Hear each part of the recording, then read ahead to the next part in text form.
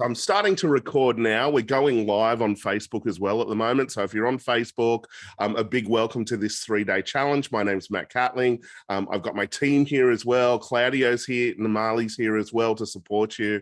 And I think we might jump straight into this challenge. So the first thing is, if you wouldn't mind keeping your microphones muted unless instructed, have a glass of water next to you, have a notebook and pen, take as many notes as you possibly can, and most importantly, have as much fun as you possibly can. Like in a lot of our live events, I find the more energy you have, the more you engage, the more you interact, the bigger the outcome. Like if you look at some of the studies, when you add adventure and fun to learning, it increases retention and it doesn't actually feel like learning. I find with these types of events, the biggest thing that I love about these events is community, is the connections that you're able to make. I know with our event like Live It Now, we run our 2-day event, Live It Now, free to the community because I wanted to share personal development information, mindset information with the world. I find that people come to that event, they build lifelong friends. And even by the end of like the 2-day event, it's like they've become family. And so I want this live event to be like that. So the more engagement, energy that you bring to this, the more people you're going to connect with and the bigger the outcome you get, because community is the key. So let's jump straight into it. Let me give you a bit of an overview. Day one is charge up. So we're going to look at living a charged life. We're looking at how to unlock your authentic power and how to move to overflow. A lot of people, like I mentioned, are in that kind of state of burnout and they're pushing. There's often a war inside. And you know, the thing about war is a war, it gets casualties. And so it takes resources and a lot of people are kind of living in survival mode. What I find is when there's significant amounts of stress or challenge or uncertainty, unconscious patterns fire that have been kind of laying dormant. And so we're seeing a lot of this, especially with my private clients in events and all of these things. We're seeing what I call emotional leakages. And that's where you can be eating the right food, you can be moving, but you're still kind of burning out. Often what's not looked at is mindset. And we're going to look at that in day one, charging up and moving to overflow. The objective of overflow is overflowing with kind of life force and energy, overflowing with unconditional love and overflowing with abundance, seeing an abundance of opportunities. Day two is rise up. We're going to look at releasing limiting patterns. I'm going to share some brand new RCT techniques, rapid change technology techniques with you. We're going to look at turning up your true voice, tapping into your true potential. And like I mentioned before, I believe we're seeing the rise of the authentic leader. The era of the wounded leader is over, or it's shifting, and we're seeing the rise of the authentic leader. Day three is about accelerating. We're discovering a true target. We're moving to high performance and accelerating into 2023. So, with that, I want to share a little bit about myself. For those of you that don't know me, I started off on this journey really, really young. In fact, I was 12 years old. My dad dragged me kicking and screaming into an NLP practitioner training when I was 12 years old. Now, the reason he did that was because the education system wasn't working for me. And I had these beliefs that I was anxious. I had beliefs that I lacked confidence, and I developed kind of like a social anxiety. I felt I couldn't learn, and this caused some bullying. The world wasn't looking good for me, and I'm kind of glossing over it because I only got a short amount of time. But I was in a really, really challenging state. And the thing about it is that you can sometimes act as though that everything's okay. And that's what I was doing. That's kind of the ego instead of being real. And I remember I hit threshold and I got real, and the police were up at the school. You know, I was having to go to the hospital because I was so badly beaten. And I remember I'd started to cry and I said, you know, Dad, you know, this is a really challenging situation. I don't want to be at school. I don't want to be here. And he said, right, we're going to work on this. And so that's what we did. And he dragged me kicking and screaming to this NLP training. And I thought this NLP training was, you know, I thought I didn't understand it, I suppose, neuro-linguistic programming. And the presenter was really amazing. And I remember at the beginning, I didn't want to be there. So I had this really angry expression on my face, but something was happening inside. By the time I got to morning tea, I was like, this information's incredible. I don't think any of it's going to work on me, but I think it's really, really incredible. By the end of the day, I was like, everyone on the planet needs to hear this information. And the big thing I took about it from that training was that everyone's a genius. You just need to be in the right structure. Structures create outcomes at the end of the day. And so that kind of planted some seeds and started to open my eyes maybe to a different type of learning, a different type of experience. When I was 13, tragically, my dad passed away. We were running along Manly Beach on Father's Day, and he passed away, unfortunately. And so that rattled my world. And the last thing he said to me before he passed away, can you believe, was, Matt, out of all the books I've read, and you have this big library of life, he said, out of all the books I've read, the key to life is to live it now. Now you can see one of the brands up there, Live It Now. Live It Now is actually a symbol to him. He was like, Matt, you got to live for the now moments. That is the key.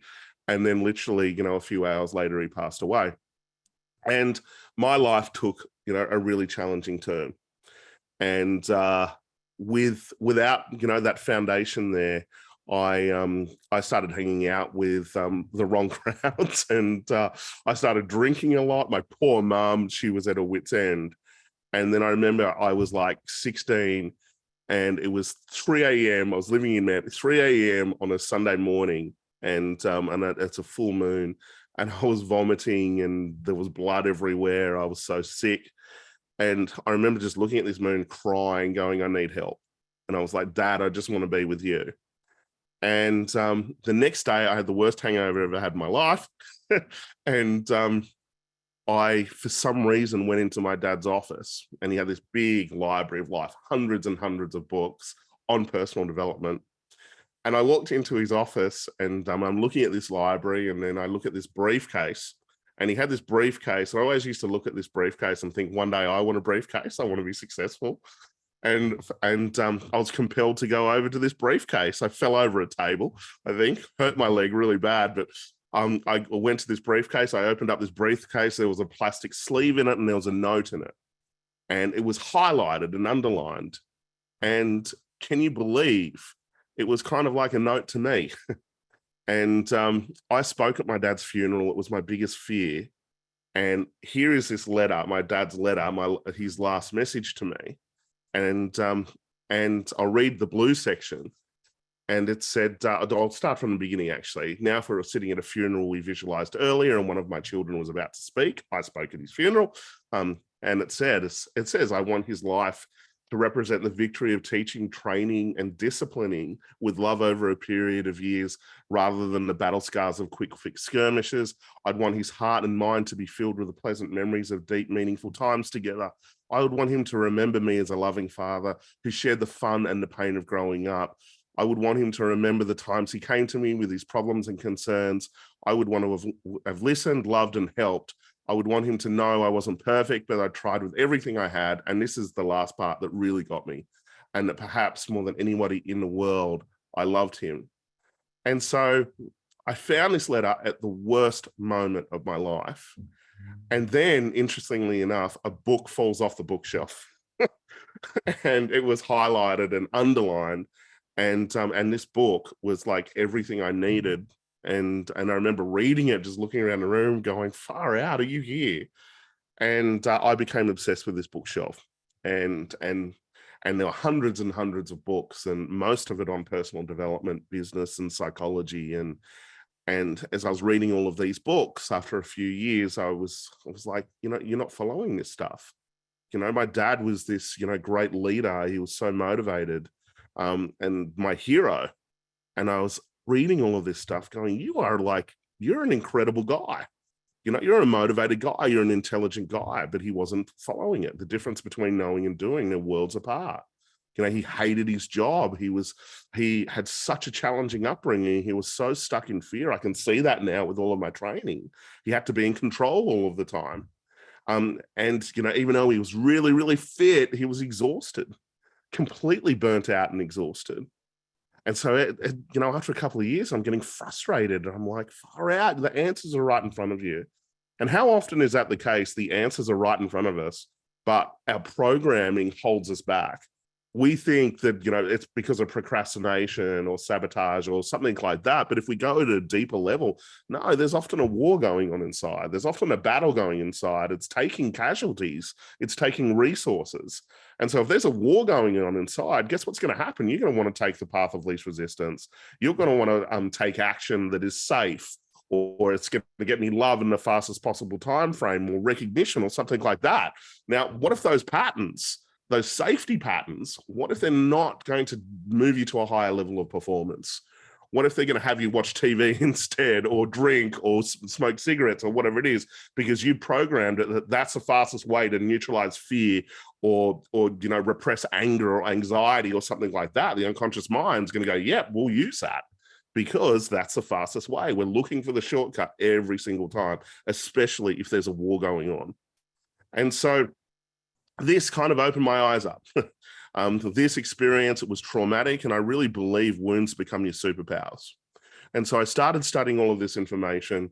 I then became a bit of a leader, can you believe? I went from being bullied and picked on when I was 12 years old to when I kind of hit my HSC, I was a leader, and that got me expelled. And my principal, he hated me. He called my little group the Troublemakers, and you can see that's one of my brands as well. It came from him. I got expelled 2 weeks before my HSC, and can you believe half the school walked out in protest and refused to go back?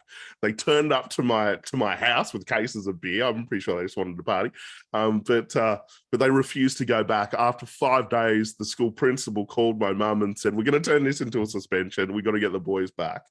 And I remember all of my schoolmates and half the school turns up at my house, and I was crying. I just could not believe this. And in one of those moments, I believe we changed with intensity. I was like, I am here for people. This is what I want to do. Because I looked at all of these kind of different tribes within our school, and they were at war with each other. They were fighting each other, and they decided to leave for a common purpose. And that common purpose just happened to be me. And so that kind of triggered me. That put an idea in place where I was like, you know what? I want to build a community. I want to build a community where people, maybe they've taken on a belief where maybe they don't believe in themselves, or they think they're ugly, or they're not good enough, or not smart enough. All the things that I had going on for me. And I was like, you know what? Bugger that. I'm going to disrupt that stuff. And so I wanted to create an incredible community, and I launched Live It Now. Now, initially, when I launched Live It Now, my 2-day event, as a symbol to my dad, I was so scared of presenting. I thought, you know what? I'm going to run this for free. I'll feed everyone. We'll do a bit of a donation to Make-A-Wish Foundation, because that was, I really liked that charity, granting wishes to kids. And so I showed up. I started running Live It Now. And I think my first event had 2 people in it. And I realized, like 90% of success is showing up, but I ran it for free because I thought, if I do a really terrible job, no one's paid for it. But I just kept showing up. Live It Now turned into a movement. We've now helped over 100,000 people nationwide. We've had people stand up at Live It Now and go, I was going to end my life this weekend, but they've come along to Live It Now. They've found a true target. They've switched on. They've built relationships, and most importantly, they've been part of an incredible community. And it's my gift. My mission is to create a positive world, one person at a time. And Live It Now is one of my vehicles, and this challenge is another vehicle that I do that with. And so fast forward, here I am. I've got multiple businesses. I've created my own kind of modality or therapy called RCT, Rapid Change Technologies, where I've really brought everything in that I feel that works after working with so many people. Because some people need mindset, other people need coaching, other people need more consulting and how to, but everyone needs a really, really powerful community. And that's kind of the presupposition of everything that we do. And so yeah, I'm really excited to get live events back as well, to get Live It Now, the Live It Now movement happening again and firing, and also our Troublemakers network again, where we network and we have a bit of fun with, that's kind of, that brand represents kind of my schoolmates and kind of helping them break out. I think what you're probably seeing is that I've had some significant events in my life, and I've used those events. And that's the biggest thing that I want to share with people is that we use conflict, we use crisis, we use setbacks. Instead of conflict, crisis, and setbacks kind of controlling us, I decided, no, I'm going to use this. If I looked at my situation with my father passing away, I was really, really sad. I also felt guilty because we're in a running race at the end, and I was angry at myself. Now I could have been stuck in anger, sadness, and fear, as anger, sadness, and guilt. And if I was making life decisions from anger, sadness, and guilt, my life would have turned into a really, really challenging situation. In fact, I was on track for that. But I decided to turn my wounds into my superpowers. I decided to turn anger into peace. I decided to turn sadness into happiness. I decided to turn guilt into self-worth. And then I worked on myself. I became my best version. And then with that, I unlocked a mission to be able to help other people, be able to help other people that had patterns of anger, that had patterns of guilt, that had patterns of sadness, access the opposite polarity. And that's what I believe that we're meant to do. A lot of people think they shouldn't have wounds. No, wounds are the key. Wounds wake us up out of the trance of the patterns. Often the challenge is that we're suppressing that stuff, distracting ourselves, avoiding it, television, food, drugs, self-medication, all of that type of stuff. But what if there's a gift within those patterns if we use it? Now, the challenge often is that we're in a wrong structure. I say to people, you can either have a structure of fixing, it will never end. And that's where you often do it by yourself and you go, oh, I've got to fix this, I've got to fix this, I've got to fix this before you can actually do what you want. It never ends. That's a merry-go-round where you're making life decisions from your wounds versus a structure of creating. A structure of creating is where you get support, you get leverage on yourself, and you start to use these patterns to unlock your authentic power, to turn up your true voice, and to start to make life decisions based on these patterns instead of wounds. Now, we're starting to see this structure of creation happening. You can see the PowerPoint in front of you at the moment. Billions is an example of this. Now, I don't want you to judge me for billions. Like if you look at the billionaires in it, they're monsters. I'm more looking at the structure. And so you have Axe Capital here, or Axe, who's this billionaire, but he knows he's a monster. He absolutely knows he's a monster. He knows left to his own devices, you increase emotion, you decrease intelligence, he's going to burn the ship down. But what does he have? He has a secret weapon, which is Wendy, his performance coach. And so he knows when he's triggered, he needs to walk into her office and unlock, where did that pattern come from? And you can see it. He's triggered, he walks into her office, she goes back, she discovers where the pattern is, the meaning of that pattern, she neutralizes it, he goes back into present time, and then suddenly he pulls a rabbit out of the hat. He does this amazing deal. Now, as I said, I don't want you to judge me on this show because, you know, it's a Hollywood production. What I want to look at is the structure. And the structure is that you have a conscious kind of leader that realizes that they need support. The biggest thing I'm seeing at the moment is a lot of people, when they're stuck in their wounds or they're stuck in their patterns, they're like, oh, you know, I just need to fix this myself. No, we get a structure. Structures create outcomes. We get support. We get someone that is an expert in rapid change, because we know that when you're stuck in the problem, all you see is the problem. That's the challenge. But what I share with my clients is this: we use the problem. We want to catch the problem. We want to use the problem, because when we're stuck in that conflict or that setback or that challenge or whatever it is, we can uncover patterns that we would never, ever see. And so when I'm working with my clients, I'm like, I am on call. Okay, if you are stuck in a pattern, I don't care what time it is, message me. Just the act of reaching out will neutralize it. Instead of waiting 2 weeks for a session or whatever it is, no, I want to catch that. I want to catch it. I want to use it to unlock authentic power.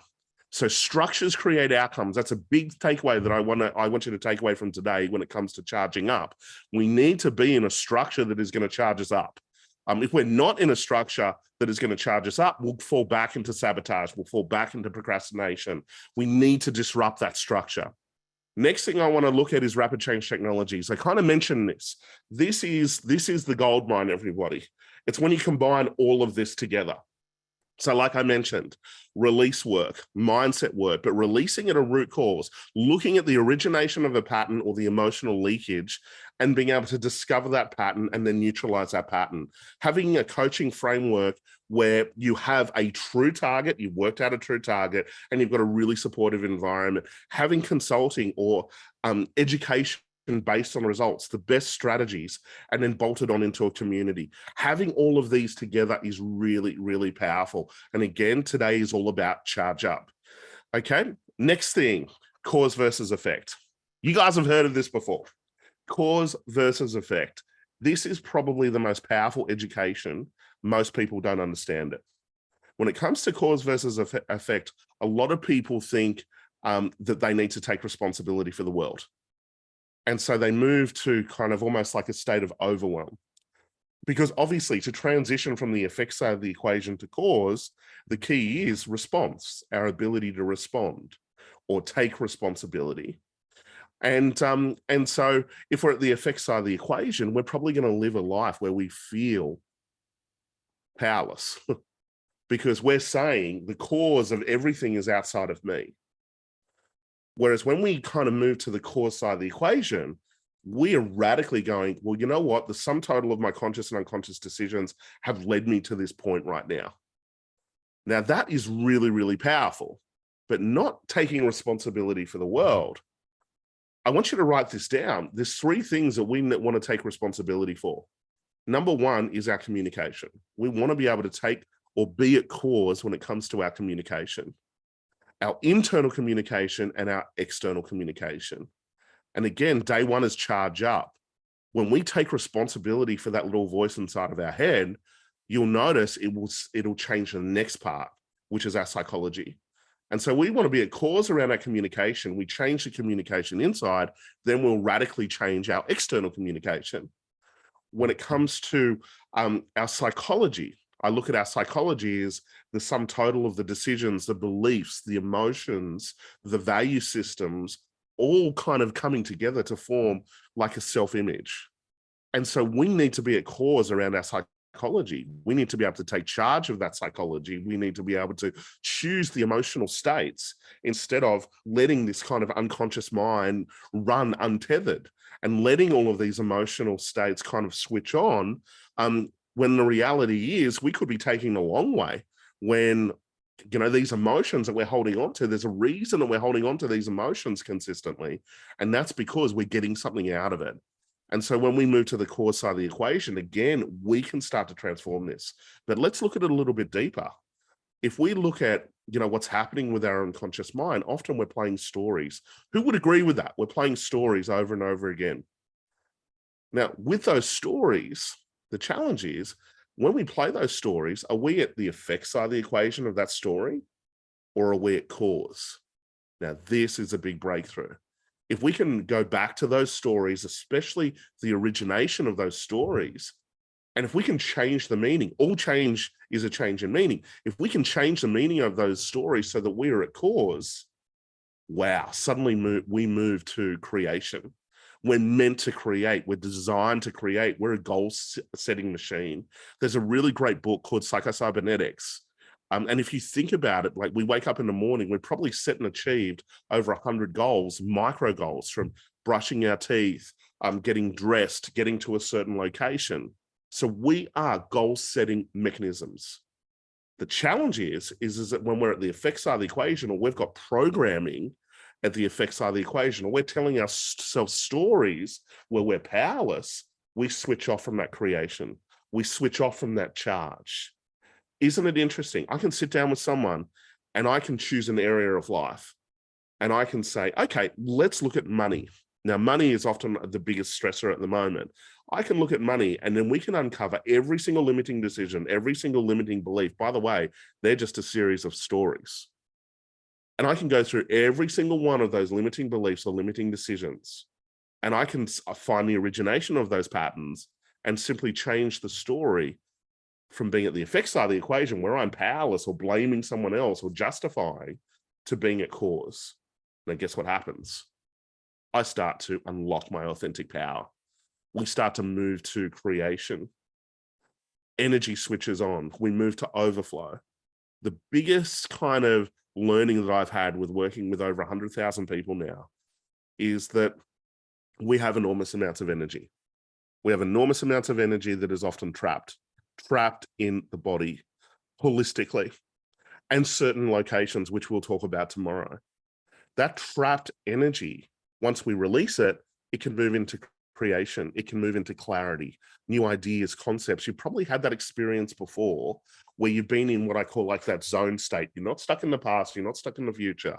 And there's almost like a download of information. Things start to move. You're able to achieve more with less. That is our authentic power. That's what we want to be able to do. Now, the key to this is to move to the core side of the equation. Even if we think about it like tactically, so if you've got a business, who here has a business, by the way? Give me a yes in the chat. Who's got a business or a side hustle or something like that? Give me a yes in the chat. I want to see how many business owners we have here. Or if you're on the Facebook group at the moment, give us a yes in the comments. We'd love to see that. How many people have businesses? This is like the most important thing, cause versus effect, if you've got a business. Because a business will never outperform the psychology or skill level of the leader. The challenge is most leaders are not working. They're not working on their mindset. They're not uncovering their limiting patterns. And also what they're not doing is they're not using the company. They're not using the organization or the setbacks of the organization to uncover patterns that we would never ever see. So we use it. We use structures to be able to create outcomes, as I said to you before. So cause versus effect, this is everything. Because who you're being as a leader energetically will bring in opportunities or repel opportunities. It will bring in certain types of people because leaders attract leaders. And so if you're a wounded leader, then guess what? You'll attract other wounded leaders. You'll also attract, if in your business, you'll attract people that will play out their childhood wounds. They'll even play out your childhood wounds right in front of you that have been unresolved. So cause versus effect is everything. When I've trained thousands of therapists and coaches now over the last 20 years. This is everything. Like, for instance, if you want to attract a certain client, you need to become that client. If you want to attract a committed client, you need to be committed. If you want to attract a client that makes decisions quickly, that gives referrals, that gives reviews, that really values your services, all of those things, you need to be that client. You need to look at, well, how am I being like this? Am I doing this when I'm a client? Am I giving referrals? Am I giving testimonials? Am I making decisions quickly, or am I sitting on the fence? Am I letting opportunities go, or am I pouncing on opportunities? Interesting, huh? Or am I stuck in a state of rejection? Am I rejecting other people before they reject me? Am I rejecting opportunities that are in front of me? Am I rejecting myself? Cause versus effect. We will bring that in until we resolve it. We'll bring that wound in over and over and over again. You may have seen this before, where you'll attract the same wound, the same limiting pattern over and over again until you wake up out of the trance of it and then do something different. The challenge is the crisis often gets bigger until you wake up. Now, unfortunately, that's when I get the call, when someone's in a crisis, then they're ready to work on it. I'm like, instead of survival coaching, let's do thrival coaching. I can help you when you're going from average to excellence very, very quickly instead of kind of survival. I'm good at pulling a rabbit out of the hat. But the challenge is, when it comes to leadership, a lot of leaders are at the effect side of the equation. They're projecting everything outside of themselves. But you look at the best leaders on the planet, they're working on themselves. They realize mindset, they realize coaching, they realize consulting, they realize getting the best experts, the best strategies is the key, is the game changer. Now, we're moving into a new accelerated world, a highly competitive world. You look at technology like ChatGPT right now that has just been launched. We're about to speed up very, very quickly with AI. And so if you're stuck in wounds and you're making life decisions from wounds or limiting patterns, if you will, let me tell you, you're going to be left behind. We need to move quicker. Our thinking needs to be faster. We need to make decisions quicker. And most importantly, we need to execute faster. In my Troublemakers Business Breakout program, I say to my group, my mastermind group, there's no $1 million ideas, guys. Like, you don't own that idea. There's no $1 million ideas. There is only $1 million execution. The key is execution. We need to execute faster. We need to accelerate our execution. Now, in order to do that, we got to get this right. We got to get our unconscious mind aligned.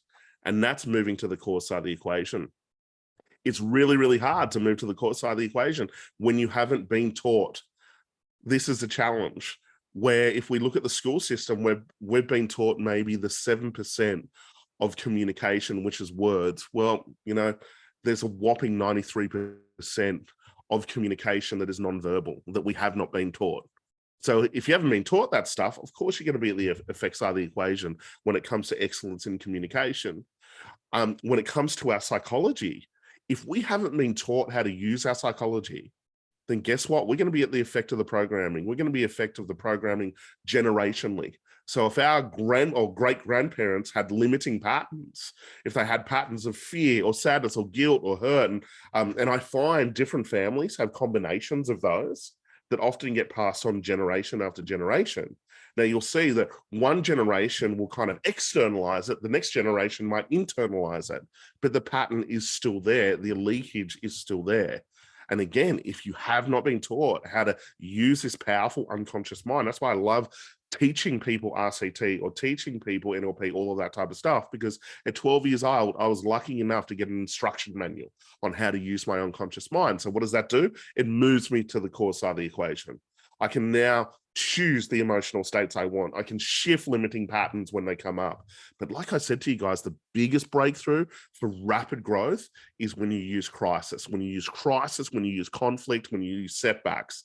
Like a lot of people, they set goals and they're in that, heightened energetic state. That's when they do mindset work. No, you don't want to do it then. You're already in that high state. You want to set that goal and use that energy for creation. Then when you get the setback, that's when we come in and we look at the setback, we look at the challenge, we look at the conflict, because that will give us an indication of that emotional leakage or that pattern. The big thing that exhausts us, like I keep mentioning, is these emotional leakages. They stop us from being charged up. But if you think about it, when you set a goal, what happens? When you set a goal that you're really excited about, you go from exhausted to energized straight away. Now, often that energy lasts for about 2 to 3 weeks. You may have found that. You set a goal, you pump for 2 to 3 weeks. I have people come to my Live It Now training and we set a goal. They're motivated. You can see, we set a goal on the Saturday, the Sunday, they come along, everyone is energized, everyone is focused. On the first day, half the room hates me. And then by the end of it, we've built rapport, we've connected. Then I set them a task to focus on what they want. They come back the next day, they're energized like that. And so we have this enormous amount of energy, like I mentioned, this enormous charge that has been trapped. And just by changing our thinking, we can access that. Just by focusing on a true target or focusing on what we want, we can change that rapidly. Now, what's interesting is this: when we change that stuff, it probably lasts 2 weeks. Now, the reason it lasts 2 weeks is because the wounds come in and attack it. The wounds come in and go, this goal's not safe. And then we move to a lowest vibrational state, or we lose that charge. And what occurs is that we go into goal amnesia. Give me a yes if anyone's had goal amnesia before, where you've set a goal and then magically 2 weeks later, you can't even remember it. And you get distracted and you go back to the same thing over and over again. Well, guess what? The wounds have come in and they attack that stuff, because when you're stuck in the problem, all you see is the problem. This is why we need a structure. The next one is to be a cause around our behaviors, to be able to change our habits. Now, when it comes to habits, if you look at every area of life, there is 2 or 3 habits in every area of life. If we summarize it in, say, wealth, health, relationships, there's 2 or 3 habits that if you condition those habits over the long period of time, they compound. There's only 2 or 3 habits in each area of life if you associate massive pleasure to that. So we want to be a cause around our behavior as well. So those 3 areas, in summary, we want to be a cause around our communication. We want to be a cause around our psychology and have the tools to change. And we want to be a cause around our behavior and move to living what I call a charged life, which is integrating all of these patterns into your life every single day. And we're going to talk about that. I'm going to give you a bit of a structure on what you can do to really switch that charge on and move to a new level of leadership. And like I mentioned, tomorrow, we're going to start to get into more the mindset stuff and starting to release limiting patterns. So let's continue on. All right.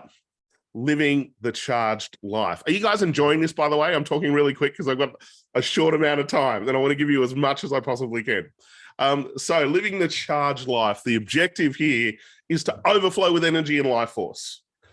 Who notices when you are energized, you naturally often feel like eating healthier, When you are energized, you naturally feel like moving. And it, like I mentioned, clarity and ideas start to come through, things start to move. This is the objective. If you look at kids, they've got that overflow of energy. They're moving their bodies. They've got enormous amounts of energy, creativity, ideas. Through the process of rejection, that kind of gets slammed out of us. And then we go, oh yeah, that's just being an adult. No, I challenge that belief system wholeheartedly. We can have that level of energy. We can have that level of flexibility if we start to let go of those patterns of rejection, where either we're rejecting ourselves, rejecting others, or rejecting opportunities that are in front of us. As we start to kind of charge our bodies up and we start to move in different ways, we can then really start to move to a new level. I want to share, before I get into this, I want to share a little bit of a story about myself over the last 15 years, 20 years after losing my father. And, you know, when I was like kind of 17, 18, I was training with some of the best fighters in the world. I trained with a guy called Adam White. He'd won 8 world kickboxing titles. I was his first student when he came out from Japan. And I kind of decided I was so scared of fighting that I wanted to, you know, I was scared in general. I had so much fear. I decided that I wanted to attack every single fear that I had. So my big one was public speaking. And then the next one after that was conflict and fighting. And so I ended up being this guy's first student, and I hated every minute of it. I hate fighting. I hate physical fights, still to this day. But I put myself in that environment. And I ended up training with Adam White. I ended up training with Justin Fortune, who fought Mike Tyson. And so I was with some pretty powerful people. I was also training with Guy Leach. So I was keeping up. When I was 18, 19, I was keeping up with Guy Leach. He was actually in my corner on one of the fights that I had. And so I was like 18, 19, and I remember I was on the undercard of a world title fight, and I hated fighting. I remember walking into the ring going, I fucking hate this. This is not what I want to be doing. And I ended up knocking the guy down. Your kind of training comes out, and there's like over 5,000 people in this event. And I remember I knocked him down, and in the second round, I walked over to him and I said, I'm really, really sorry. Are you okay? And the ref was like, what did you just say? I knew then this is not the sport for me. But it led me into personal development really powerfully, because the mindset side of it just really, really interested me. So I was really, really fit, incredibly fit. And I was doing triathlons and all of that stuff. But then I went and saw a cardiologist because my dad had a coronary artery disease, or atherosclerotic cardiovascular disease. And so being, you know, at the core side of the equation, if you will, or so I thought, I went and saw a cardiologist. The cardiologist didn't really do much testing, was meant to be one of the leaders. It goes, oh yeah, you've definitely got what your dad's got. What I recommend is don't push yourself when it comes to exercising or anything like that. Now, that one idea changed my life. I went from loving pushing myself and training with, you know, all of these incredible athletes to all of a sudden, this concept, this idea started to play of fear. And then so I started to go back to this cardiologist and all of the doctors, and my heart was enlarged or starting to get larger. And then it became medication. And so every time I went to the doctor, I started to realize I was getting more and more medication. And things were starting to change with me. My energy wasn't the same. My mindset wasn't the same. And so I doubled down into more emotional work and kind of really pushing myself. And again, every visit, more medication. And I even changed doctors. And this doctor was worse, more medication. And my body started to retain fluid. Even though I was training and eating a really great diet, I became more and more exhausted and more kind of, you know, fear-ridden, if you will. And I remember, you know, with Steph, my wife, and we're sitting down with this professor. And this professor is saying, look, you need to get your affairs in order. We don't think you're going to survive. And Steph's there about to get married. and he said, I think you need a defibrillator. And something inside of me is like, no, I haven't even had a proper diagnosis. You don't even know what's wrong with me. And he said, get your affairs in order. You're not going to survive, probably, highly likely. And we may need to look at a heart transplant, and you should have a defibrillator put in. And he said, whatever you do, don't have kids. Now, that's what Steph's wanted. And we both wanted kids. And I remember leaving that session just, again, terrified, but something inside of me is like, no, this is wrong. And then I got married to Steffi. And I remember she's coming down the aisle, and I'm looking at her and I'm crying, and inside of me, I'm like, I have to survive. I have to survive. I want to have this is my soulmate. I want to survive. I will do whatever it takes. And then we went on our honeymoon, and I forgot all the medication. Can you believe? And I couldn't get any more medication. And I'm taking like 8 different types of pharmaceuticals at this point in time. And so we go away on our honeymoon, and we're running amok. And I'm like, for this period of time, no diets. Let's just have the best time that we possibly can. So we drank like fishes. We ate all of this amazing food. And I came back and I'd lost like 12 kilos. And I felt great. And I went back to the doctor, and he got so angry at me. He said, no, that was just so irresponsible. How come you haven't got a defibrillator in? And here's some more medication. He gave me more medication, and then all of these rashes came out over my back, and I couldn't sleep. It was so terrible. And then he gives me more medication, and then suddenly I'm rushed to hospital. It's caused a minor heart attack. And I remember sitting in that hospital bed, and again, they could not give me a diagnosis. All we knew was my heart was increasing in size. And I thought, there's so much going out at the moment. I'm helping so many people. I'm not working on myself. I'm not charging myself up. So again, I went back to basics, and I started to do intense emotional work.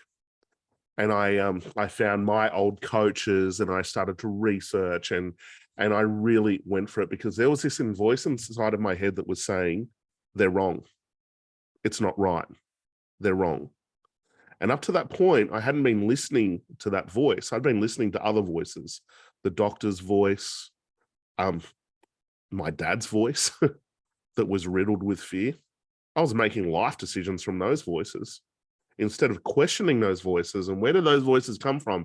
And is this voice actually my voice inside of my head? Because if you think about it, we're not born with a limiting voice. I see my beautiful daughter, Elsa. I see it. There's compassion, there's optimism, there's creativity. That's our true voice.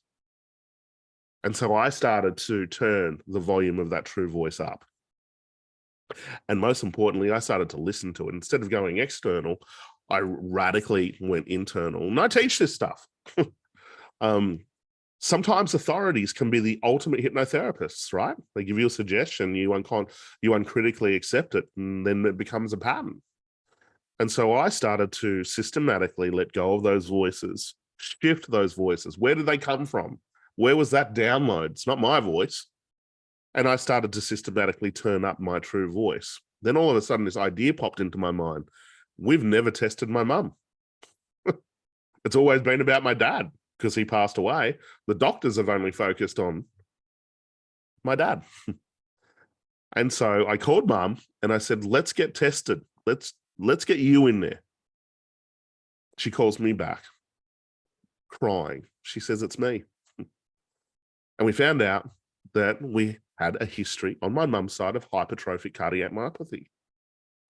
Now, as we started to get tested, and it wasn't coming up in all the genetics tests or anything like that, as we started to get tested, we found that this version of hypertrophic cardiac myopathy was the best one you could ever get. If you were to ever get it, it's the best one. No medication needed at all. And you need to push yourself, not hold back. So I had to wean myself off this medication. Within 4 days of not taking a certain medication, I'd lost 10 kilos. Can you believe that? The fluid started to drain out of my body. My energy started to come back. And I started to charge up. And the reason this started to happen was because I started to do the work.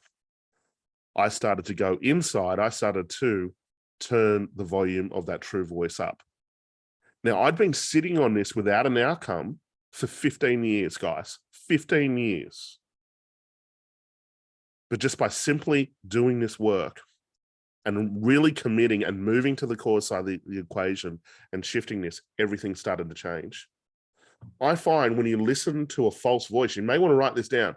When you listen to a false voice and you make life decisions from that false voice, you will get on a false target. And a false target is where you start to add complexity. You start to add things to distract you. And you start to add addictions to being busy. Can anyone relate to that? Where I'm just constantly doing, fixing, structure of fixing. What if we need to stop? When you turn the volume up of your true voice and you make life decisions from your true voice, you transition to a true target. And instead of adding things, what we actually start doing is we start dropping things. The first thing we start to drop is wounds or limiting patterns. Now, if there are limiting patterns that are connected to relationships, sometimes we build relationships on wounds, by the way. We call this a wounded relationship, and we'll attract wounded relationships over and over again. But the challenge is that when you drop the wound, conflict can start to arise. So then we go and hold on to that wound. Because what if we had wounded parents? So for instance, if I've got, a father that has major patterns of fear, what if I'm born with enormous confidence, enormous certainty, enormous levels of courage? Well, guess what? I'm going to trigger that pattern every single time. And then after a period of time, I'm going to take on that fear, right? And suddenly that's the thing that we're going to have in common, a wounded relationship. You have the wound in common. So of course, I'm not going to want to let go of the wound, because if I let go of the wound unconsciously, I'm going to think, oh my God, I'm letting go of that person. I'm letting go of dad. I'm letting go of mum. Of course, I don't want to do that. And so therefore, I'll hold on to the pattern. And this is where that wonderful kind of, it's not a poem, it's she wrote it for Nelson Mandela, Marianne Williamson, our deepest fear. Our deepest fear is not that we're afraid of our dark, we're afraid of our light. And she says there's nothing enlightened about shrinking so that other people feel secure. Well, why do we shrink? Typically because we're holding on to that pattern and we think, oh my God, if I let go of it, I'm going to lose the people that are closest to me. But what if when we let go of these wounds, we create space for an authentic relationship, not a wounded relationship? There's typically crisis in the middle, a little bit of conflict in the middle, but remember, we use conflict, we use crisis, we put ourselves in a structure that's going to charge us up. We turn up that true voice and we evolve and shift. So many people are avoiding conflict and crisis and setbacks. Well, guess what? That's what nature's doing constantly moving, constantly evolving. What precedes evolution is crisis.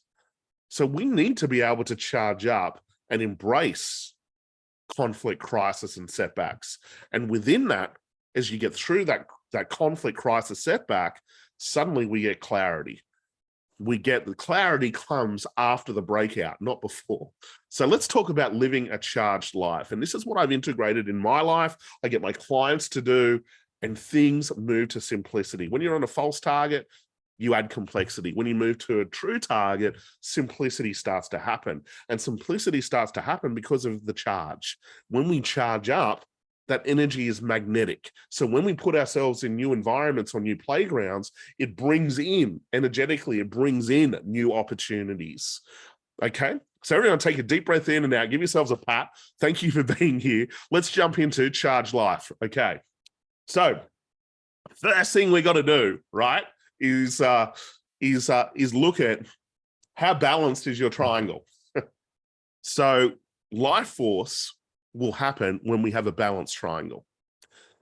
And so you might be really focused on nutritional health, which is wonderful, or you might be really focused on physical health, amazing, or either nutritional health and physical health, but we may not be looking at the emotional health or the emotional leakages. It's like I said, in working with clients, 80% of the time when it comes to burnout, I'm seeing emotional leakages that are firing in really, uncertain or stressful times, and that's causing the exhaustion. For instance, I was working with a client recently, and she had a toddler. This toddler was really, really sick. And she said, Matt, I'm so exhausted. This toddler has not left my side.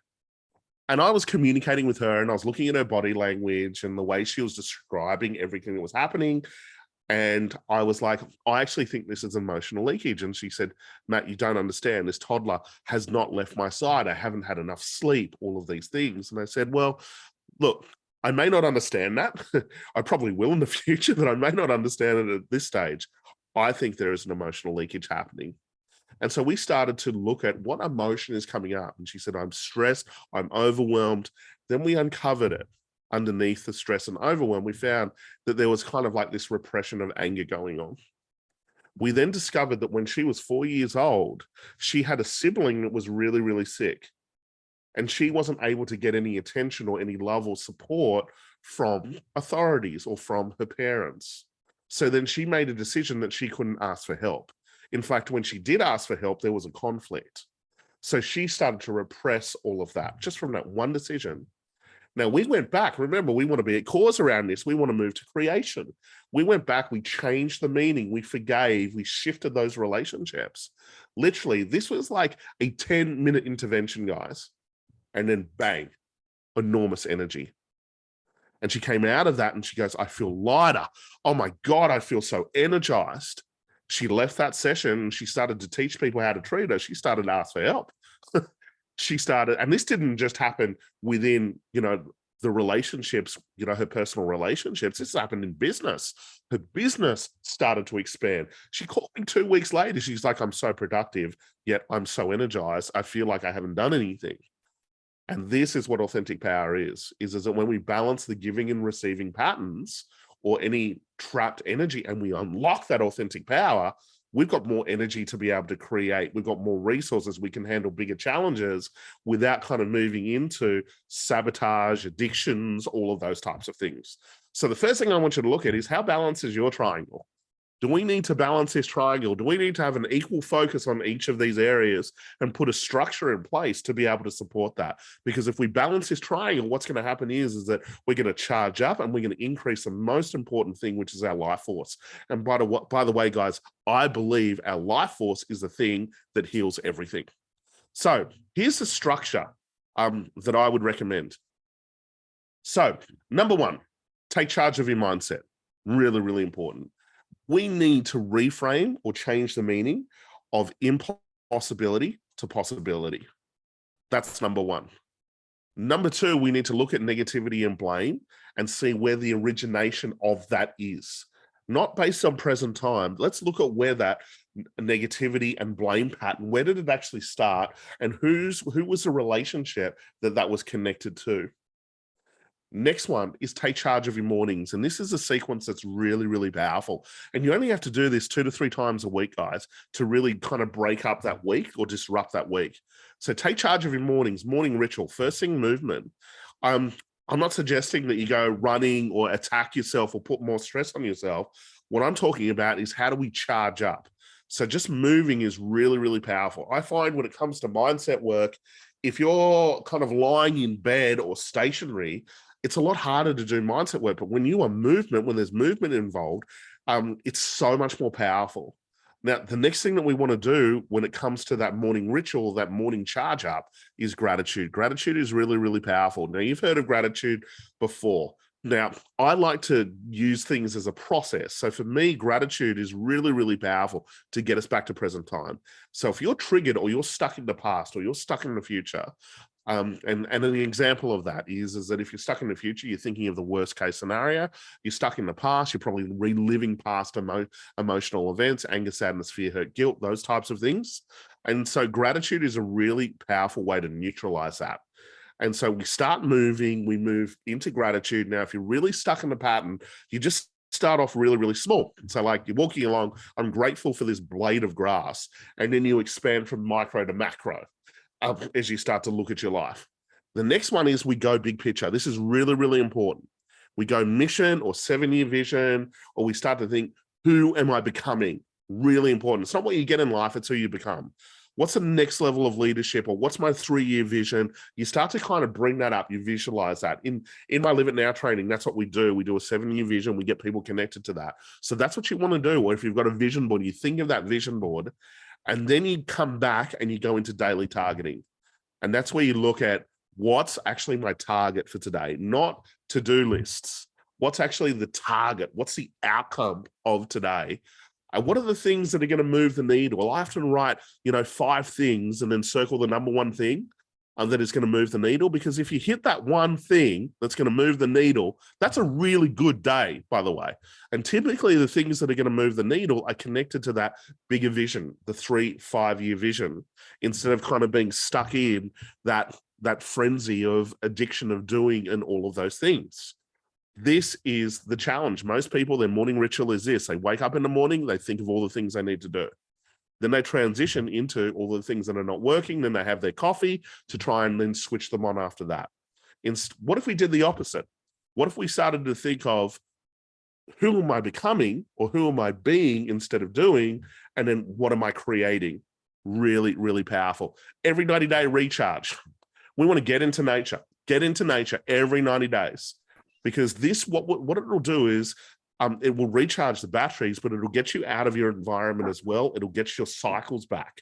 When you get back into nature, notice what happens. Like if you've ever been camping, you go to bed earlier, you wake up earlier, you get back into the cycle of the sun. Cycles are so important. I find that if you can do a recharge every 90 days, you can then work those long hours. You can do the 16 hours a day, especially if you're growing businesses and all of those things. And so I like 90-day cycles. It's just like farming. So sowing, reaping. So with I have a program called Ultimate Life Recharge, and I take people away and we do this. And we fast, we breathe in different ways. We do breath work, we do energy healing, we do PT, we do mindset work. And what I get people to do is set like these 90-day breakout goals. So we go ballistic for 90 days, but then we know we've got our next recharge where we can get out of the environment, recharge, and then the next 90 days. So we have those 90-day cycles, really, really powerful. Then supercharge your life. This is the ultimate structure. I learned this from billionaires. First ones, get leverage. This is for rapid growth, by the way. Get leverage on yourself. When you're committed, I find there's kind of like, a few things when it comes to commitment. Most people say they're committed. They're not. Commitment comes when you invest money, when you invest time, when you get some type of leverage on yourself, whether there's an ordeal, you burn the ships or whatever it is. We don't measure commitment based on what someone says. We measure commitment based on what someone does and the structures that they put in place. The next one is results-based education, guys. Instead of the scattergun approach to personal development, which a lot of people do, they're reading all of these books over here. No, you want to have a plan and go, okay, next 90 days, who am I becoming? Let's study that. Do I need to study tactical? Do I need to study mindset and release? Do I need to condition some habits because over the next 90 days, we want to look at 2 things. Who am I becoming as a leader? What new behaviors am I conditioning? Remember I said there's 2 or 3 habits in every area of life. And by becoming that leader, what is the result? One-on-one, RCT, rapid change technologies, getting one-on-one work is so important. The power of 2 becomes 11. When you're stuck in the problem, you're never going to see the patterns. We want to use conflict crisis. You want to have a team to a structure of creating. Next one is building a high-performance network. If you've been making life decisions from your wounds, you'll attract your wounds. We want to move into new playgrounds. This is what I see with my beautiful little daughter, Elsa. This is what she does. She walks past, she sees a playground, and she runs into that playground. There's no hesitation. And she engages with other kids straight away. There's no rejection there. And it's so beautiful to watch Elsa because she just naturally starts helping other kids. She's on, one of a seesaw or something, and then there's another kid there, and she's helping the other child up onto the seesaw. She's never met this kid before. And so I'm looking at this going, this is the structure. This is what we, like, if you're a business, this is what we need to be doing. We don't want to be hanging out in our wounds, our current environment. No, we want to get into new playgrounds. Look at Elsa. She's never been to that playground before. What does she do? She runs into that playground. She engages with people she's never, ever met in her life. And then she starts helping them. What if that's the key to business, everybody? Find a new playground where your customer is and go and have fun and play. Go and cause some trouble. Go and connect with people, engage with people, and find out how to help them. So many people are stuck on their computer. They're disconnecting from people because of uncertainty and fear and all of those things. Pandemic has probably caused a lot of that. But from a business point of view, you have an incredible opportunity if you can drop those rejection patterns and get out there and connect with other people. If we look at business, really the journey of an entrepreneur is deals. We start with micro deals, we learn those deals, and we move to macro deals. And that's when you can start doing deals. One deal's worth a year's salary or something like that. But it's the evolution of the leader and being able to drop those rejection patterns and move to acceptance, full acceptance of self, full acceptance of other people, and then accepting opportunities that are in front of you. So imagine you committed to this, everybody. Imagine you did all of it. You take charge of your mindset. You learn how to use this. You start to take charge of your mornings just 2 to 3 times a week. That's it. Every 90 days, you did a recharge, and then you put a structure in place that gets the best out of you. Like if you think of like a supercar is built for speed. Every component built for speed. The fuel, even the driver, built for speed. We've got this incredible vehicle, this incredible body. We feed it shit. Reality TV, suppressions, all of that stuff. It's built for speed, guys. We need to accelerate in this new world. This new world requires an accelerated version of you. So imagine if you just decided to work this stuff out. Imagine if you just decided to invest in yourself and commit to yourself and go, you know what? For the next 6 months, I'm going to see how fast I can go. I'm going to unlock this authentic power. I'm going to start making life decisions from my true voice. I'm going to put a structure in place that is going to move to creation instead of a structure of fixing. Imagine you committed to that. And this may be the wake-up call. This authentic leader challenge might be the wake-up call where you go, you know what, 2023, I've got no choice. I've got no choice now because the world is speeding up so quickly. And this is it. There are enormous opportunities. In fact, it's raining abundance at the moment. But if we've got a rejection pattern, it's like having an umbrella up.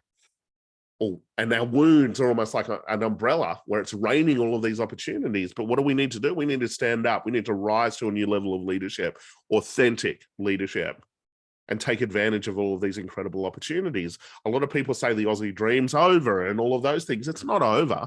It's only over if you're still stuck in the Industrial Revolution thinking that someone's going to do it for you.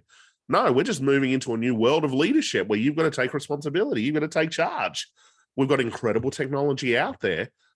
It's now time to invest in yourself and invest time and to discover your best version and move to a mission of being able to serve and make a difference and help other people because you've worked on yourself. You've turned your wounds into your superpowers.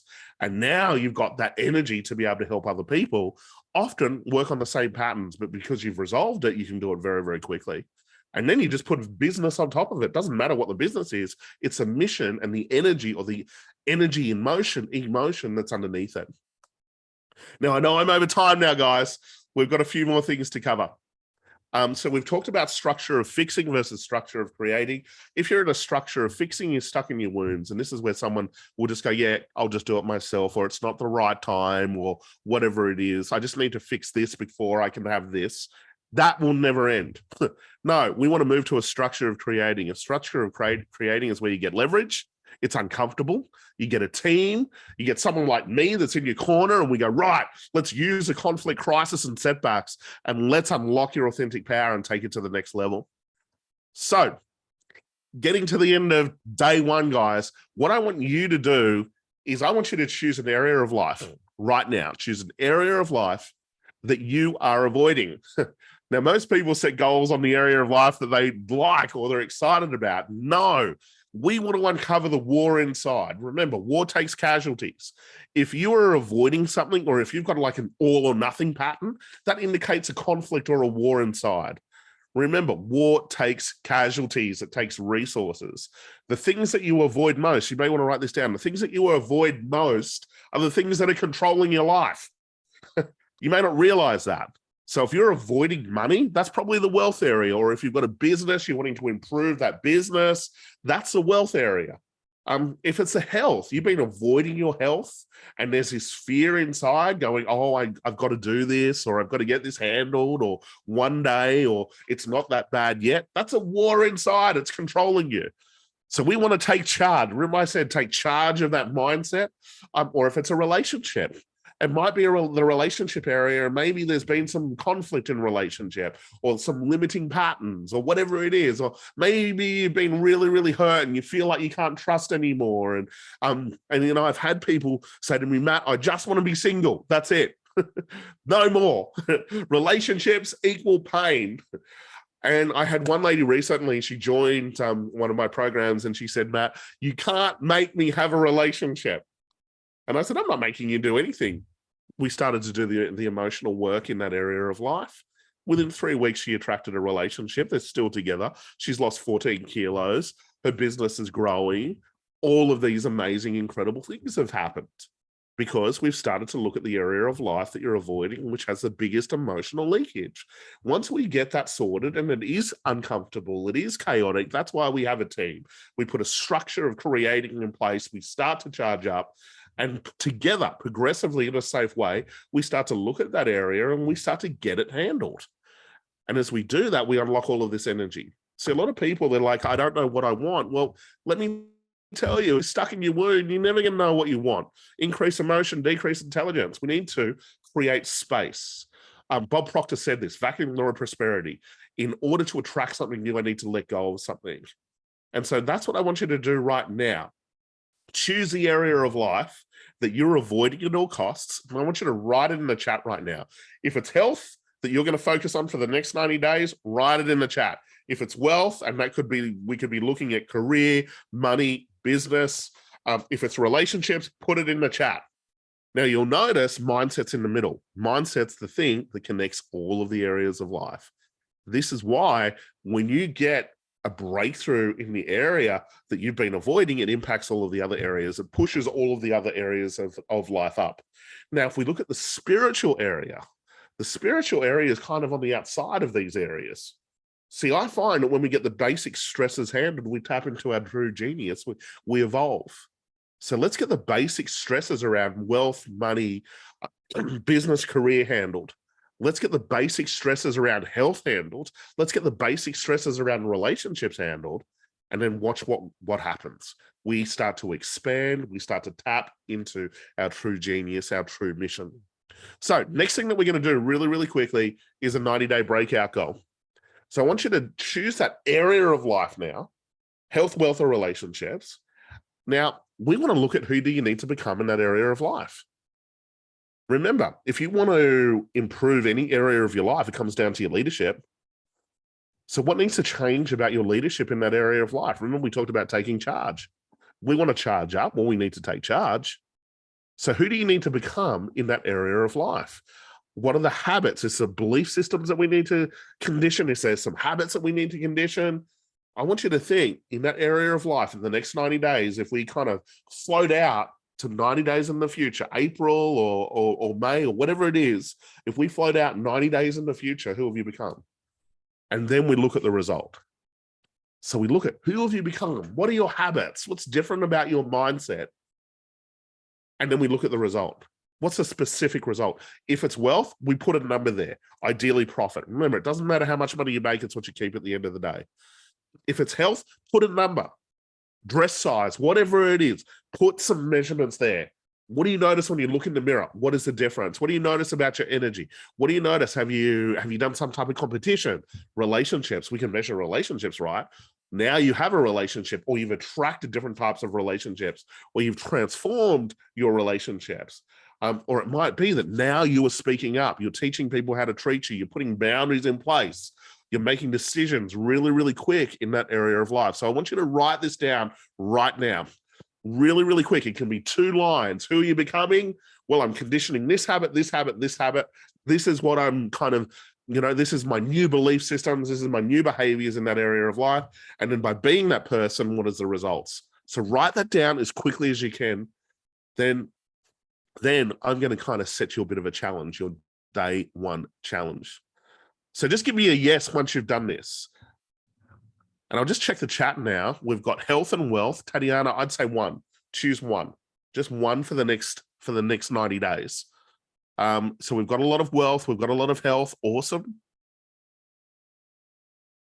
Well done for participating, guys. Fantastic. Next thing. There's always like a sales pitch at the end of these types of challenges. So I just thought I'd share it with you now. This is the next step. If you want any help, we've got a recharge program. It's called a recharge charge up and accelerate. It's a 5-week intensive program. I've got some of the best experts in health, wealth, relationships that are part of this. The objective is I want to give you my life recharge process. And we want to accelerate your mind. So we've got the mindset accelerator system, the confidence accelerator system. It's normally $2K. We're doing 70% off for this one. Deposit of $47. And I think Claudia is going to put the link in the chat. You can just put the deposit down. We can have a chat with you. And it's only $597. We've got 70% off this. And so that's if you want help with this. If you want that structure of creating, if you want to help with that charge up process and moving to cause around your communication, your psychology, your behavior, everything I've spoken about today, this is the offer for you. So we just wanted to throw this out now so you can just relax in the rest of the challenge. How does that sound? So that's there for you. We're going to put the link in the Facebook Live for you, and we're going to put the link in the chat for you. So, there's more information there. You can reach out to us as well if you want to have a conversation about that. Let's talk about your day 1 challenge, everybody. So this is a big one. Your day 1 challenge is this. I want you to share a video of yourself on the Unlock Your Authentic Power group. So just a quick Facebook Live. I want you to share a video, introduce yourself, and share the area of life that you're working on. I'm going to give you a big prize tomorrow for this. So we're going to be looking at this, and the more real you are, the more authentic you are, that is, who we're going to give the prize to. So it's a really, really simple thing. You're just sharing your breakout goal. So what we just did, the area of life that you're working on, the breakout goal over the next 90 days, and you're just introducing yourself. So my name is, the area of life I'm working on is this, and this is my breakout goal for the next 90 days. And so we want you to share that on the Unlock Your Authentic Power group, Facebook group. So if you're not a member of that, just search Unlock Your Authentic Power. It's on our emails as well. Any of our emails, you should have received our emails. Again, if you don't know what it is, please just reach out to us and we will give you the link to that group as well. So again, that's your home plate. That is it. So tomorrow morning, we're going to be back on 8:30 a.m. Today was all about charging yourself up. So remember those processes that we talked about. Number 1, taking charge of your mindset. Number 2, taking charge of your mornings. Number 3, 90-day recharge, and then putting that structure of creating in place, which is getting leverage on yourself and committing, then looking at getting some one-to-one support, then looking at results-based education, and then building a high-performance community, a high-performance network. If you look at any of our events, that's the structure that we put in place, because that is the fastest way to get growth or rapid growth, and using conflicts, crises, and setbacks to be able to unlock patterns you would never, ever see, and then rise to a new level of leadership and clarity. That's what we want to be able to do. So in saying that, you might decide, tomorrow morning, I'm going to do that charge up. I'm going to wake up in the morning before this session. I'm going to walk or move. I'm going to move into gratitude. I'm then going to connect to a bigger vision or a mission. And then I'm going to start to think of targets. What are the targets, or what are the things that are going to move the needle towards that mission? So 2 things, if you really want to go for it, is the identity challenge and that morning ritual tomorrow morning. So I hope you enjoyed day 1, everybody. Have a wonderful, wonderful day. Sorry, I know I'm over time at the moment, but I will see you 8:30 in the morning for day number 2. Now, remember, day number 2 is rise up. So we're going to look at limiting patterns. We're going to do some processes, some new techniques. And then obviously day 3, we're going to start to look at acceleration. So again, hope you enjoyed today. Bye for now, and reach out if you need anything.